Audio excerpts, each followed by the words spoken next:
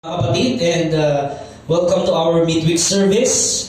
To God be the glory at patuloy na tayo ay mag-aral ng kanyang salita at patuloy nating pag-aralan yung about evangelism, about the gospel, about the true meaning of the gospel. Amen. At napakahalaga nga yung sa tuwid na tayo ay laging nananalangin, no? Yun ang pinakapangunahin nating ginagawa sa evangelism. Amen. And to evangelize mismo sa ating sarili, sa ating pamilya, at patuloy na maging asin at ilaw tayo sa sanlibutan. At syempre, ang Diyos lamang ang ating tinataas sa ating paghayo, wala na pong iba. No? So, patuloy na siya lamang ang mapapurihan. Ang title po nito is Call Upon the Lord. Amen. Call upon the Lord sa lahat, no? ng pagkakataon sa ating buhay, we always call upon the Lord. Amen? Na sa Kanya natin na inilalagak, no? Pinagkakatiwala tuloy-tuloy ang ating buhay. Lalo-lalo na po sa ating mission na evangelism. No? So this is the good news. No? Ang Panginoong Jesus ay patuloy na nalalangin na mamagitan para sa atin at para tayo ay magtagumpay sa ating mission. Amen. So the word gospel, ano bang ibig sabihin nun? It simply means good news. Amen. Sabihin natin, good news. Thank you, Lord. So the gospel of Christ is the good news of His coming to provide forgiveness of sins for all who will believe. No? So there's a condition, no, sa kapatawaran ng Diyos. No? So ipinagkaloob ang kapatawaran ng Diyos doon sa lahat ng sumampalataya, mga kapatid. Saan? Sa mabuting balita. No? So, Colossians 1:14, basahin natin. Sa pamamagitan niya ay napalaya tayo. Sa makatuwid ay pinatawad ang ating mga kasalanan sa pamamagitan ng kanyang dugo. Symbolizes yung buhay. Pag sinabing sa pamamagitan ng kanyang dugo, no? Nalay ng Panginoong Jesus ang kanyang buhay upang tayo tubusin sa ating mga kasalanan at upang tayo makatanggap ng kapatawaran mula sa Diyos. No? Wala na pong ibang paraan, no? Kundi sa pamamagitan lamang ng Panginoong Jesus tayo ay nakalaya. Ibig sabihin, tayo ay hindi na alipin, no, ng kasalanan, kundi tayo ay mga lingkod na ng Diyos. Amen? Tayo ay nakatanggap ng kapatawaran.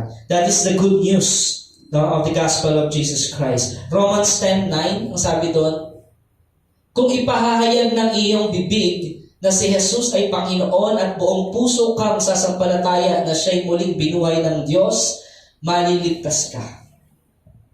Amen? So, call upon the name of the Lord and be saved. Amen? Whosoever call upon the name of the Lord shall be saved. So, napaka-liwanag po nung sinabi ni Apostle Paul, no? Sadali lang po, adjust ko lang yung mic. Konti. Ayan. Praise. Ayan. So, ang sinasabi po dito, since the first man's sin, yung kay Adam, no, has been under the condemnation of God, according to Romans 5:12, basahin natin, ang kasalanan ay pumasok sa sanlibutan sa pamamagitan ng isang tao, at ang kamatayan ay pumasok sa pamamagitan ng kasalanan. Dahil dito, lumaganap ang kamatayan sa lahat ng tao sapagkat ang lahat ay nagkasala. Dahil ang kabayaran ng kasalanan ay kamatayan. Ngunit, no, ang kaloob ng Diyos ay buhay na walang hanggan sa pamamagitan ng Panginoong Jesucristo. Yun po ang good news, mga kapatid. Na tayo, mula pa nung ating unang magulang, tayo ay nahiwalay sa Diyos, no? Dahil sa kasalanan. No? So, pumasok ang kamatayan dahil sa kasalanan. At dahil dito, lumaganap ang kamatayan sa lahat ng tao. No? Ano ibig sabihin ng kamatayan? Death. No? Separation, tama po, no? Pag physical, it is separation of our body to our soul, no? Separation. Yung binabanggit po ditong kamatayan, yes, nahiwalay si Adan at si Eva sa Diyos nung sila ay nagkasala. Nalayo sila sa Panginoon. Because everyone breaks God's perfect law by committing sin. Lahat tayo ay guilty. Romans 3:23. Ang sabi doon, sapagkat ang lahat ay nagkasala at walang sino mang nakaabot sa kaluwalhatian ng Diyos. Amen? Wala kahit isa. No? Everyone breaks God's perfect law by committing sin. Everyone is guilty. The punishment for the crime of sin is physical death. Romans 6:23. Sapagkat kamatayan ang kabayaran ng kasalanan. Ngunit ang walang bayad na kaloob ng Diyos ay buhay na walang hanggan sa pamamagitan ni Kristo Jesus na ating Panginoon. Praise the Lord, no? So, yun po ang pinaka-good news. Ang sentro ay walang iba kundi ang Panginoong Hesukristo. Amen? Walang ibang pangalan, no? Walang ibang Panginoon. Kaya sabi, and then an eternity spent in a place of separation from God is also called the second death. No? So, yun yung ayaw ng Lord na mangyari sa mga tao. No? But again, ang pananampalataya ay choice. No? So, naparito ang Panginoong Kristo, yung una niyang pagparito upang ialay ang kanyang buhay, upang tayo lubusin sa ating mga kasalanan. No? Pero yung second coming niya, He is the coming King. Amen? Ano man yung nararamdaman ng tao, ano man ang religion niya, every knee shall bow. Every tongue will confess. Diba? Na siya ang Panginoon. Amen? So, yan po ang katotohanan, mga kapatid. No? So, kasi ang naisip natin, tama naman po. Ang Diyos ay mahabagin, siya ay puno-puno ng biyaya sa atin. Katunayan nga tayo ay tinubos niya. Amen? Pero yung second coming of the Lord Jesus Christ, no? Pupunta ba ang Panginoong Jesus dito sa pangalawang pagkakataon upang ialay muli ang kanyang buhay? Hindi. Yes. To judge. No? So, ganun po ang mangyayari. And one of the sign, di ba, is ang Israel. No? Ang Israel. Kaya, ngayon, lahat nakatutok sa Israel. Because it is prophesied. No? So, doon kasi magsisimula yung yung pagdating muli ng Panginoon. No? So, it was prophesied na maraming bansa ang kakaisa upang pabagsakin ng Israel, ngunit hindi mangyayari. Jesus will come down from heaven. Mount of Olives, no? So, para ano? To destroy the enemies. Amen? So, kaya po napaka-significant ng bayan Israel sa end times. No? Akala natin, hindi kasama yung Israel. No. Pangako ng Diyos ay magaganap. No? Simula pa kay Abraham, kay Isaac, kay Jacob, nangako na ang Diyos. Diba? And Israel is the apple of His eye. Yes. Amen? So, hindi mapupulbos na katulad ng plano ng kaaway, no? Yung Hamas, di ba? What is their plan? Isa lang naman yung nila vicious plan, di ba? Mawala ang Israel. Mawala ang mga Hudyo. Katulad ng mga Amalekites ng Old Testament. Di ba? Katulad nun. Kapag binasa ho natin ang history sa Bible. Katulad sila ng Amalekites. No? So, pero ang pangako ng Diyos, hindi niya pababayaan ang Israel. Amen? Gayun din, siyempre, ang lahat, diba? Everyone who call upon the name of the Lord shall be saved. That is the good news, mga kapatid. Hindi, yung lahat ng sumasampalataya, hindi pababayaan ng Panginoon. No? Kaya patuloy natin na tayo mapaigting yung ating panalangin, no? Active ating spiritual disciplines, yung ating prayer life. At nang sa gayon, patuloy natin maunawaan yung mga bagay-bagay na nais ipagawa sa atin ng Diyos sa panahong ito. Amen? It's all about the gospel. It's all about Jesus. Amen? It's not all about some kind of religion. No. It's all about the plan of God. Revelation chapter 20, verse 15, ang sabi doon, ang sino mang hindi nakasulat ang pangalan sa aklat ng buhay ay itinapon sa lawa ng apoy. No? So merong actually dito sa chapter 20 may dalawang aklat, no? Yung isa, yung pinaka-importante, no? Yung aklat ng buhay. No? Yung isang aklat naman, doon naka-record lahat ng mga ginawa. Book of Deeds, di ba? Tinatawag. Ito ay Book of Life. At sabi doon, tinatawag doon, Book of Life, ang sino mang hindi nakasulat ang pangalan sa aklat ng buhay ay itinapon sa lawa ng apoy. So, sino lang ba yung mga nakasulat ng pangalan doon? Yes.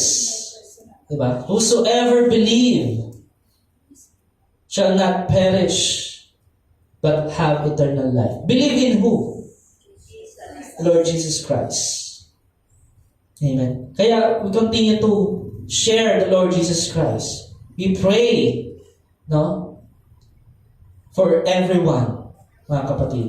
So, don't get me wrong, no? We don't pray na yung mga Palestine is, di ba? O pulpos, no. Lahat ng tao mahal ng Diyos. No? Lahat ng tao ay nais ng Diyos ay maligtas. What we emphasize is, yung bayang Israel, hindi pababayaan ng Lord. No? Pero hindi natin sinasabi na ang bayang Israel is walang blemish. Napakarami po dyan, blemish. No? Marami hindi nga naniniwala sa Panginoong Jesus. At pag pumunta ka dun sa may part ng Israel sa Joppa, no? It's like Las Vegas, di ba? Na maraming bagay na hindi karapat-dapat sa paningin ng Panginoon. Amen? So, ganun mo yun. Ibig sabihin, ang pinaka punto nga lang po na ating sinasabi, yung pangako ng Diyos. No? Everyone who calls upon the name of the Lord shall be saved. No? So, sino mang tumawag sa pangalan ng Panginoon? At anong pangalan niya? Walang iba kundi pangalan ng Panginoong Jesus. Amen. Matthew chapter 25 verse 46. Itataboy ang mga ito sa kaparusahang walang hanggan. Ngunit ang mga matuwid ay pupunta sa buhay na walang hanggan. Paano maging matuwid ang isang tao? Nabasa natin kanina, we are all guilty. No? Lahat ay nagkasala. Pero ang sabi dito, no, ng Panginoong Jesus mismo, itataboy ang mga ito sa kaparusahang walang hanggan. Merong separation, no? Ngunit ang mga matuwid ay pupunta sa buhay na walang hanggan. So, dalawa po ang pupuntahan. No? Kaparusahang walang hanggan at buhay na walang hanggan. Amen. This eternal separation from God is also called the second death. No? Pinabanggit po yan sa Biblia ng maraming beses ng Panginoon. No? Revelation chapter 20, balik tayo doon, atras tayo sa 14. Sabi doon, pagkatapos ay itinapon din sa lawa ng apoy ang kamatayan at ang daigdig ng mga patay. Ang lawa ng apoy ang pangalawang kamatayan. Ang sino mang hindi nakasulat sa pangalan sa aklat ng buhay ay itinapon sa lawa ng apoy. Yun yung second death. No? So, basa natin dyan, may daigdig ng mga patay. No? Ibinuhos doon sa, or itinapon doon sa lawa na naglalagablab na apoy. Kung natatandaan ninyo yung sinabi ng Panginoon sa Lucas, no? Yung pulubing si Lazarus at yung mayaman. Di ba? So, sana kung tayo mayaman sa daigdig ng mga patay. O sa Hades. Yun na ba yung impyerno? Hindi pa yun. No? Pero mainit ba doon? Yes. Ang sabi niya nga, kahit patak lang sa dila niya eh. Diba? Pero yung si Lazaro na pulubi ay nandun sa Abraham's bosom. Which is, some translation, it's called paradise. No? Yun na ba yung new heaven and earth? Hindi pa yun. Mahaba pong aralin. Amen? Pero, ang Panginoong Jesus mismo ang nagsabi noon. No? Ang Panginoong Jesus mismo ang nagsabi noon about Hades, about the separation of unrighteousness and righteousness. Eternal death and eternal life. So, if you're gonna die later or tomorrow, are you sure you'll be in paradise? Parang hindi tayo sure. Yes. Huh? Bakit? Hindi ka ba naniniwala sa pangako ng Diyos? That everyone who believes, who call upon the name of the Lord, shall be saved. Huh? And we know, John 3:16. No? Everyone who believes. Because God so loved the world, He gave His only begotten Son. Whosoever believes in Him shall not perish, but have eternal life. It's all about the Lord Jesus Christ, mga kapatid. That is the gospel. No? So, para masabi natin good news, ano dapat yung alam natin? Alam natin yung bad news. Diba? Kasi hindi mo naman ma-appreciate na good news talaga siya kung hindi mo alam yung bad news. Amen. The bad news is all are guilty of sin. That is the bad news. Simula kay Adan, tayong lahat ay guilty of sin and condemned by God. No? Is countered by the gospel. The good news of Jesus Christ, no, is yung pag-ibig niya sa atin, mga kapatid. Dahil sa pag-ibig ng Diyos, yun nga po yung John 3:16, He has made a way for man to be forgiven of their sins. Ano yung paraan ng Diyos para tayo mapatawad sa kasalanan? Pananampalataya sa Panginoong Jesus. No? No amount of good deeds ang makakaabot sa kalwalhatian ng Diyos. Kahit ano pang, gano'ng makaraming bagay yung nagawa nating mabuti. Amen? Ay hindi sapat upang mapatawad ang ating mga kasalanan. He sent His Son, the Lord Jesus Christ, to take the sins of mankind on Himself through death on the cross. No? So, kinuha ng Panginoong Jesus ang ating mga kasalanan at yun ang napako sa krus. 1 Peter 2:24. Sabi doon, sa kanyang pagkamatay sa krus, pinasan niya ang ating mga kasalanan upang tayo'y mamatay na sa kasalanan at mamuhay ng ayon sa kalooban ng Diyos. Sa pamamagitan ng kanyang mga sugat, kayo'y pinagaling. Amen. Praise the Lord. No? At kung tayo ay talagang naunawaan natin yan, no? Hindi lang yan kagalingan na iniisip nating physical. Spiritual, mga kapatid. No? Yung kagalingan ng ating inner man, tinatawag, tinubos tayo dahil sa kanyang pagkamatay sa krus. Pinasan niya ang ating mga kasalanan.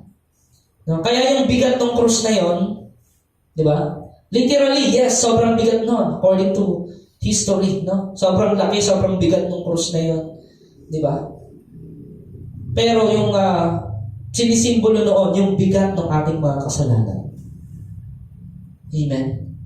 Upang tayo'y mamatay na sa kasalanan at mamuhay ng ayon sa kalooban ng Diyos. Papaanong isang tao makapamuhay ayon sa kalooban ng Diyos? No? Through the Lord Jesus Christ pa rin, mga kapatid. sa pananampalataya sa Panginoong Jesus. Hindi ka makapamuhay na according to the will of God kung hindi mo kilala ang Panginoong Jesus. Kung hindi mo kilala ang salita ng Diyos. Jesus is the living Word of God. Amen. Kaya kapag pinag-aaralan natin ang salita ng Diyos, sino yung nakikilala natin? Panginoong Jesus. No? Kapag ipinapahayag ang salita ng Diyos, purong-purong salita ng Diyos, Christ is revealed. No? In the Old Testament, Christ is concealed. No? Hindi pa namin in the New Testament, Christ has been revealed. No? So, the good news of the Lord Jesus Christ, God, no? Because of His love for the world, He has made a way for man to be forgiven. In placing our sin on Christ, God ensured that all will believe in the name of the Lord Jesus Christ will be forgiven. All who will believe. Ang lahat ng sumampalataya. So, ayun po ang kondisyon. Ang tanong ba, lahat ba sumasampalataya? Hindi. Lahat ba ng tao sumasampalataya? Hindi. Maging mga Hudyo, marami hindi. No? But they will know eventually, mga kapatid, they will know eventually na Jesus is the promised King, the promised Messiah. No? So, ganoon po. Kaya, napaka-significant yung nangyayari ngayon sa Israel. Diba? We pray for all people, hindi lang Israel, no? Lahat, mga kapatid, na makilala ang Panginoong Jesus. Amen? So, yun ang ating misyon. Acts 10:43. Sabi doon, siya ang tinutukoy ng mga propeta nang kanilang ipahayag na ang bawat sumampalataya sa Kanya ay tatanggap ng kapatawaran sa kanilang mga kasalanan sa pamamagitan ng Kanyang pangalan. No? Yung tinanggap mo ang Panginoong Hesus sa iyong buhay, ikaw ay nakatanggap ng kapatawaran. Romans 4:25, sabi doon, siya'y ipinapatay dahil sa ating mga kasalanan at muling binuhay upang tayo'y mapawalang sala. Amen? The death and resurrection of the Lord Jesus Christ. Yun yung nagpapatunay na tayo ay pinatawad. Tayo ay na-justify. And ngayon tayo ay being sanctified, pinapaging banal through the Holy Spirit. No? Kaya napakahalaga mga kapatid na yung relasyon natin sa Diyos ay talagang maigting, matibay. No? So that's why we emphasize prayer, we emphasize yung pinapagawa ng Panginoon, our Great Commission. No? And tuloy-tuloy tayo about knowing God, knowing the Holy Spirit, di ba? Pagkilos ng banal na Espiritu, lalo na in these last days, no? What is the role of the church in the end times? No? Ano ba ang dapat ginagawa ng katawan ng Panginoong Hesus sa mga huling araw? Amen? So, napakahalaga pong malaman natin yon para sa world evangelism. So, Jesus' resurrection guarantees the justification of all who believe. Again, my question is, when you die, are you sure you will be with Jesus? Amen. Amen. We'll never know, mga kapatid, kung hanggang kailan tayo dito. Pero, ang pinakapunto ng buhay natin, no? To live is in Christ, and to die is gain. Amen. No? Bakit natin ginagawa yung mga ginagawa natin ngayon? Diba? Yung gawain ng Panginoon, why? No? Bakit?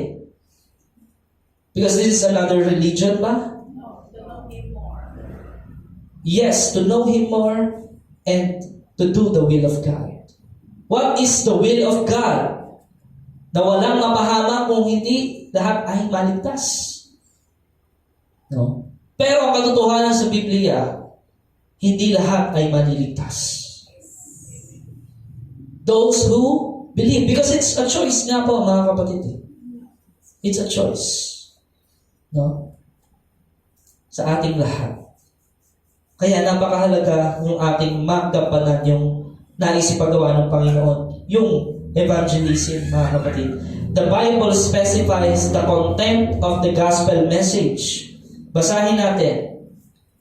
1 Corinthians 15, 1-6. Mga kapatid, ngayon pinapaalala ko sa inyo ang magandang balitang pinangaral ko sa inyo. Iyan ang magandang balitang inyong tinanggap at naging saliga ng inyong pananampalataya. Naliligtas kayo sa pamamagitan nito. Sabi natin, no? Kung matatag ninyong pinanghahawakan ang salitang ipinangaral ko sa inyo, maliban na lamang kung walang kabuluhan ang inyong pagsampalataya. Sapagkat binigay ko sa inyo bilang pinakamahalaga sa lahat ang tinanggap ko rin, na si Kristo'y namatay dahil sa mga ating kasalanan, tulad ng sinasabi sa kasulatan. Inilibing siya at muling nabuhay sa ikatlong araw. Tulad din ang sinasabi ng kasulatan. Siya'y nagpakita kay Pedro at saka sa 12. Pagkatapos nagpakita siya sa mahigit na 500 kapatid na nagkakatipon. Marami sa kanila'y buhay pa hanggang ngayon. Subalit patay na ang ilan. No? So ito yung sinasabi ni Apostle Paul, yung saliga ng ating pananampalataya. Atras ulit tayo. Sabi doon, naliligtas kayo sa pamamagitan nito kung matatag ninyong pinangahawakan ang salitang pinangaral ko sa inyo. Maliban na lamang kung walang kabuluhan ang inyong pagsampalataya. Walang aksyon. Faith without deeds is dead. Amen? Mga kapatid? So, ibig sabihin, kung tayo ay nabubuhay sa pananampalataya, ating isinasagawa kung ano yung kalooban ng Panginoon. No? Sa Christian life, mga kapatid, it's not about yung kung paano ka nag-umpisa. No? Pero, it's all about yung hanggang wakas ba, ikaw ay nagtiwala sa Diyos. Ikaw ay naglingkod sa Diyos. No? So, maliban na lang sabi doon, kung walang kabuluhan ang inyong pananampalataya. So, yan po ang katotohanan ng mabuting balita, mga kapatid. In-emphasize, binigyang diin ni Apostle Paul yung pinakamahalaga, di ba? Sabi doon, iyan ang magandang balitang inyong tinanggap at naging saligan ng inyong pananampalataya. Naligtas kayo sa pamamagitan nito at matatag ninyong pinanghawakan ang salitang pinangaral ko sa inyo. Maliban na lamang kung walang kabuluhan ang inyong sampalataya. Sabi doon, sapagkat binigay ko sa inyo bilang pinakamahalaga sa lahat. Ano yung pinakamahalaga sa lahat? Ang salita ng Diyos, ang Panginoong Jesus. Amen? Ang tinanggap ko rin. Di po ba? Sabi ni Apostle Paul. Kaya sabi niya, na si Kristo'y namatay dahil sa ating mga kasalanan tulad ng sinasabi sa kasulatan. Inilibing siya at muling nabuhay sa ikatlong araw tulad din ng sinasabi sa kasulatan. At yun ay nangyari. Amen. At lahat ng sinabi ng Panginoong Jesus nangyayari ngayon. Amen. So, binibigyan din ni Apostle Paul yung kahalagahan, pinakamahalaga sa lahat. First importance, sabi sa English. It is of first importance. No? So kung tayo sumasampalataya sa tunay na Diyos, ano yung pinakamahalaga sa iyo? Siyempre ang Diyos. Yung kalooban niya ang mangyari sa ating buhay. Yun ang pinakamahalaga. Yung pamumuhay natin sa pananampalataya. Amen?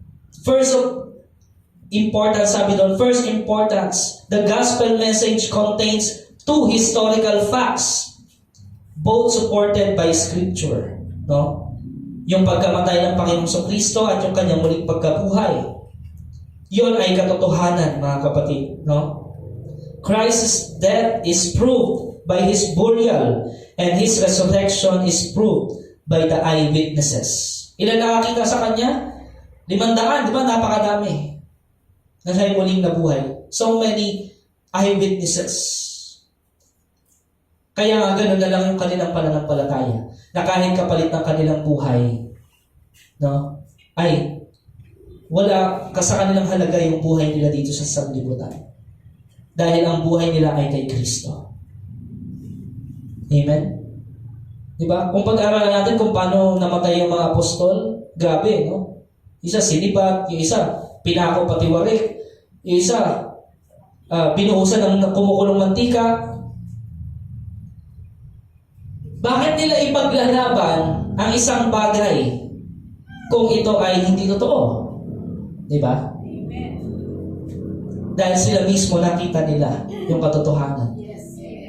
Para sa kanila, patay kung patay. Amen? So, ganun po yun. To live is in Christ. Kaya nga nasabi ni Apostle Paul and to die is gain. No? So, marami nagko-quote nun, di ba, mga Christians. Pero pagdating sa oras para sa Panginoon,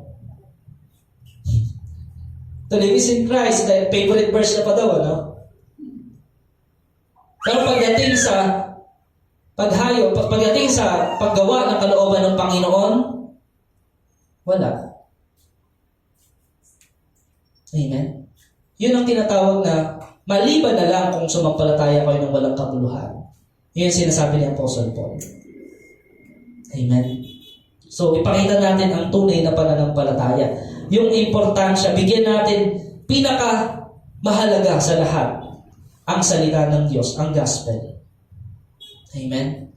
Kaya sabi, the gospel of Jesus Christ is the good news that God provided the way for man to be freed from the penalty of sin. No? So God will judge the living and the dead. How can we be sure that we are saved or we are not guilty? No? Pag humarap na tayo dun sa great white throne, no? Madideclare pa tayo not guilty? No? Sa paanong paraan? John 14:6.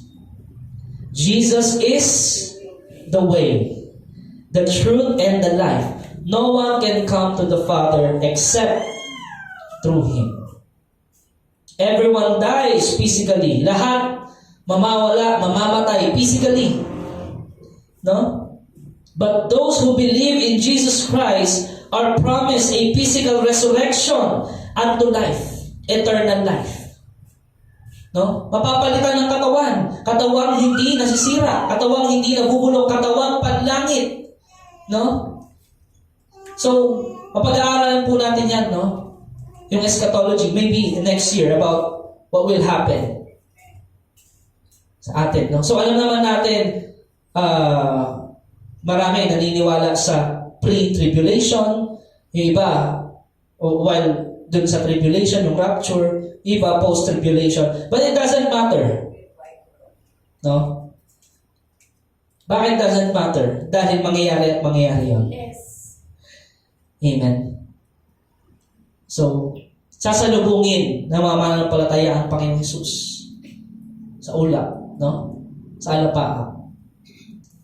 Habang yun nga po is nagkakaroon ng kaguluhan dito sa lupa. Amen.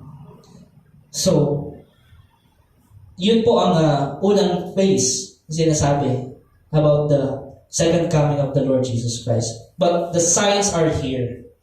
Nandito na po ang signs. Kaya anytime, anywhere, wherever you are, whoever you are, call upon the name of the Lord and shall be saved. Amen.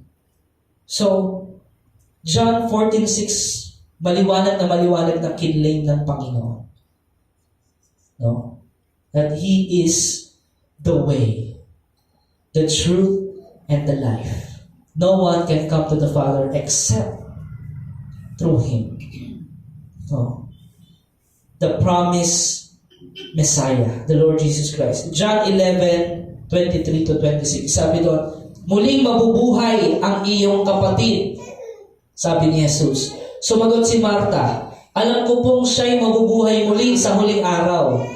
No? Sinabi sa kanya ni Jesus, ako ang muling pagkabuhay at ang buhay.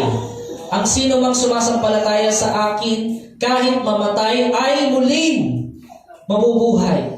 At sino mang nabubuhay at sumasampalataya sa akin, ay hindi mamamatay kailanman. Naniniwala ka ba sa sinasabi ko? Amen? So, ito yung isa pang claim ng Panginoon na very, very important na malaman natin. No? Sabi niya, ako ang muling pagkabuhay at ang buhay. Siya nga yun. He's the way, the truth, and the life. Actually, no? Sabi sa John 1:1, in the beginning was the Word was with God, and the Word was God. Walang malilikha kung hindi sa pamamagitan niya. He is the Creator. No? Sabi niya, ang sino mang sumasampalataya sa akin kahit mamatay ay muling mabubuhay. Sino mang nabubuhay at sumasampalataya sa akin ay hindi mamamatay kailanman. Naniniwala ka ba sa sinabi ko? Sabi niya kay Martha. Those who reject the Lord Jesus Christ will not only die physically but will undergo a second death. Dahil siya lamang po ang buhay eh. So kung hindi siya ang iyong Panginoon, ang iyong Diyos, ang iyong Hari, saan mo tayo patungo? Apart from Him, we can do nothing. Apart from Him, there's no life. Apart from Him, no, we are weak. We are under the penalty of sin. Pero ang kabayaran, ang nagbayad ng kasalanan, walang iba kundi ang Panginoon. Which the Bible describes, no? At yung second death, Revelations 20, chapter 20, 13 to 14. Inuluwa ng dagat ang mga patay na naroroon, inuluwa din ng kamatayan at daigdig ng mga patay ang mga patay na nasa kanila.